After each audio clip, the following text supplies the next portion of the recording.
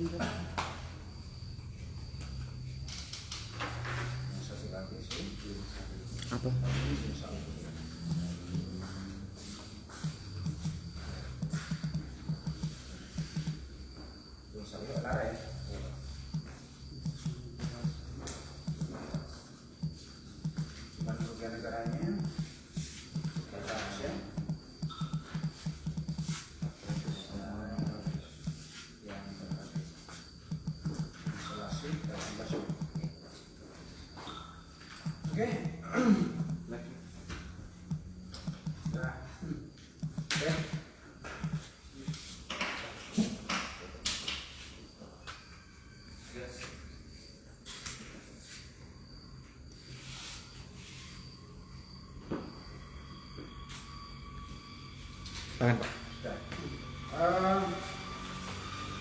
Saudara-saudara sekalian, pada hari ini Senin tanggal 29 Maret tahun 2021, setelah melaksanakan ekspos yang dilaksanakan dari pukul 18 sampai dengan 22.15, tim penyidik pada Kejaksaan Negeri Hulu menetapkan 4 orang tersangka. Yang pertama adalah Din Salihu, Kepala Desa Elara tahun 2015 dan 2016 sebagai tersangka penyalahgunaan dana ADD Desa Elara tahun 2015 dan 2016. Kemudian yang kedua, Jaber Roilatu, Kepala Desa Selasi tahun 2015 dan 2016 sebagai tersangka penyimpanan dugaan tindak pidana korupsi dana desa Selasi tahun 2015-2016. Dan yang ketiga adalah Raden Boy. Yang keempat, Yunus Erik Tanalepi. Keduanya merupakan pegawai pada Dinas Pemberdayaan Masyarakat Desa Kabupaten Buru Selatan yang turut serta dengan Jaber Roilatu dan Din Salihu melakukan tindak pidana korupsi penyimpangan dana desa Elara dan Selasi tahun 2015 dan 2016. Penetapan tersangka ini dilakukan setelah tim penyidik melaksanakan serangkaian pemeriksaan saksi dan melakukan penyitaan sejumlah dokumen, ya. Kemudian dari hasil pemeriksaan itu kita lakukan ekspos pada malam hari ini, dan berdasarkan hasil ekspos ditetapkanlah 4 orang tersangka dengan dugaan kerugian keuangan negara untuk Selasi lebih kurang 415 juta, untuk Elara lebih kurang 400 juta, ya. Dan mungkin nanti ini bisa bertambah setelah dilakukan penghitungan oleh ahli. Demikian. Kalau ada pertanyaan silakan. Pak, ini di kecamatan mana, Pak? Kecamatan Ambalo, Kabupaten Buru Selatan. Apakah mereka sudah tidak menjabat sekarang? Mereka sudah tidak menjabat, menjabat terakhir tahun 2018 dan sekarang sudah pejabat yang baru, ya. Untuk penetapan terakhir itu berapa yang kerugian keuangan negara? Untuk Desa Selasi ada 415 juta, lebih kurang 416. Kemudian untuk Elara 400 juta. 400.915.080 rupiah. Jadi kerugian negara ini berasal dari kerugian keuangan negara dari 2 tahun anggaran, ya, 2015 dan 2016. Itu untuk kedua desa. Kalau yang dua orang itu yang di PNJ, apakah mereka PNS atau bukan? Statusnya untuk Raden Boy ini sebagai tenaga honor. Yunus Erik Tanalepi PNS, ya. Jadi 2 orang ini membantu kedua kepala desa, ya, turut serta melakukan perbuatan dengan jalan mereka memalsukan, jadi membuat nota-nota pertanggungjawaban seakan-akan yang bersangkutan kedua desa ini telah melakukan pembelanjaan barang-barang. Jadi dari hasil pekerjaannya itu mereka mendapatkan imbalan dari kedua desa.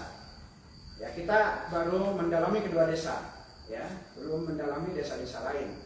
Tetapi akibat dari perbuatannya itu kemudian kepala desa ini mempertanggungjawabkan penggunaan anggaran desa untuk 2015 dan 2016 dari hasil pembuatan nota-nota yang disampaikan oleh kedua orang tersangka tadi, Raden Boy dan Yunus Erik Tanaleti. Ada tambahan Pak Kasinto, Pak Khusus? Oh iya, itu untuk penetapan tersangka ya, untuk penetapan tersangka.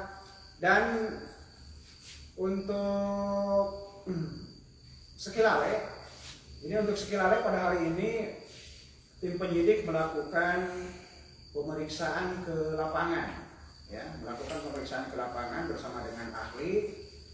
Pemeriksaan lapangan ini untuk menghitung volume gedung kantor desa, kemudian pembangunan talud, dan yang ketiga rapat beton. rawat beton. Jadi ada penggunaan anggaran untuk konstruksi, terutama untuk konstruksi rawat beton, yang kedua talud, dan yang ketiga pembangunan kantor desa. Nah, kita harus membuktikan berapa keuangan negara yang dipakai untuk bangunan tersebut dan berapa yang dipertanggungjawabkan. Selisihnya adalah kerugian keuangan negara. Di samping 3 item konstruksi tadi, juga ada beberapa item pembelanjaan, ya, yang nanti akan kita konfirmasi dan akan kita konfrontasi dengan keterangan saksi-saksi dari toko-toko penjual, ya, dan pemeriksaan saksi-saksi itu mulai berjalan dari minggu ini ya, minggu ini dan minggu depan. Nanti setelah rampung pemeriksaan kedua saksi-saksi ini, kita akan baru menetapkan tersangka untuk desa Sekilale. Desa Sekilale ini untuk dugaan tindak pidana korupsi tahun 2019 dengan nilai anggaran desa lebih kurang 2,2 miliar. Hitungan sementara tim penyidik ada lebih kurang sekitar 560 juta kerugian keuangan negaranya. Dan mungkin bisa pertama ya, kita lihat nanti dari hasil perhitungan dari ahli konstruksi terhadap pembangunan 3 item bangunan konstruksi tadi. Berarti di luar dari yang kemarin, ini 3 konstruksi. Oh iya, jadi yang kemarin itu baru kita hitung dari pembelanjaan, dan jadi ada 3 modus ya. Pertama adalah markup pembelanjaan, yang kedua kwitansi fiktif, dan yang ketiga ada pencairan yang tidak bisa dipertanggungjawabkan. Jadi nggak ada pertanggungjawabannya. Gitu. Nah, dari 3 itu ditemukan kerugian keuangan negara lebih kurang 560 juta. Nah, kemudian kita minta bantuan ahli untuk melakukan penghitungan, dan nanti hasil dari penghitungan ahli ini kalau ditemukan ada kerugian keuangan negara dalam 3 kegiatan konstruksi tadi, tentu menambah jumlah kerugian keuangan negara. Sekarang sudah berapa saksi Pak untuk desa Sekilale? Untuk desa Sekilale berapa yang sudah diperiksa? Sekitar 10 orang ya yang sudah diperiksa, ditambah nanti dengan saksi-saksi dari toko-toko, dari toko mebel, dari toko ATK, kemudian toko elektronik, ya, sesuai dengan pertanggungjawaban yang mereka sampaikan pada tahun 2019. Siap. Kalau soal yang tadi Pak, yang diambil, apakah mereka akan ditahan atau masih? Tentu ada proses ya, ada proses. Kita mengutamakan pemulihan kerugian keuangan negara. Nah, apakah kemudian nanti akan dilakukan upaya paksa berupa penahanan? Tentu lihat dari perkembangan penyidikan dan untuk kepentingan penyidikan. Jadi tidak semata-mata dilakukan penahanan, tapi untuk kepentingan penyidikan, apakah perlu dilakukan penahanan atau tidak? Tentu gitu. Dan ini kan pejabatnya sudah tidak menjabat, ya. Jadi ada untuk melakukan penahanan itu ada alasan subjektif dan ada alasan objektif. Antara lain yang subjektif takut melarikan diri, melakukan perbuatan tentu kan tidak, atau menghilangkan bukti ya. Jadi nanti kita akan kaji apakah perlu dilakukan penahanan atau tidak. Tentu dalam penanganan perkara tindak pidana korupsi ini harus dilakukan upaya keras, ya, karena tindak pidana korupsi ini merupakan extraordinary crime, masih dianggap sebagai kejahatan luar biasa. Kenapa? Karena pelaku-pelakunya yang luar biasa.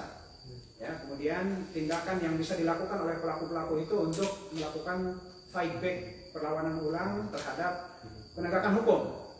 Gitu. Yang ketiga, tentu ada kepentingan-kepentingan besar dari pelaku-pelaku tindak pidana korupsi ini yang terganggu ya akibat dilakukan penindakan. Nah, oleh karena itulah masih disebut sebagai extraordinary crime atau kejahatan luar biasa. Tentu terhadap kejahatan luar biasa ini tidak bisa diperlakukan seperti kejahatan biasa. Nah, kita juga harus melakukan tindakan yang luar biasa ya, untuk baik dalam pencegahan maupun dalam melakukan penindakan. Dan terutama adalah untuk kesuksesan penanganan perkara ini sampai memiliki kekuatan hukum tetap. Kalau kasus yang lain Pak, soal ini Pak, Kasatpol, apakah ada pemeriksaan lanjutan atau bagaimana? Untuk Satpol PP kita masih melakukan pemeriksaan, hanya untuk hari ini tidak terjadwal ya, karena sudah dilakukan pemeriksaan pada minggu yang lalu. Minggu ini baru kita akan melakukan pemanggilan. Ada beberapa saksi lagi, khususnya untuk mengungkap tindak pidana yang terjadi pada tahun 2018. Kemudian juga 2019 masih diperlukan keterangan, ada saksi yang masih kita minta keterangan untuk menghitung kerugian keuangan negaranya. Sementara dari hasil pemeriksaan kita menemukan ada lebih kurang 175 juta kerugian keuangan negara dari tahun 2015 dan 2019. Jadi Kasatpol juga diagenda ke minggu ini?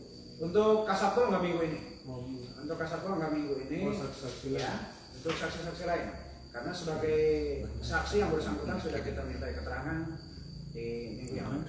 Sejauh ini ada berapa saksi Pak untuk kasus PP? Untuk Satpol PP ada lebih kurang 8 saksi yang sudah dimintai ini keterangannya. Itu untuk 2015, kemudian 2019. Belum untuk tahun 2018.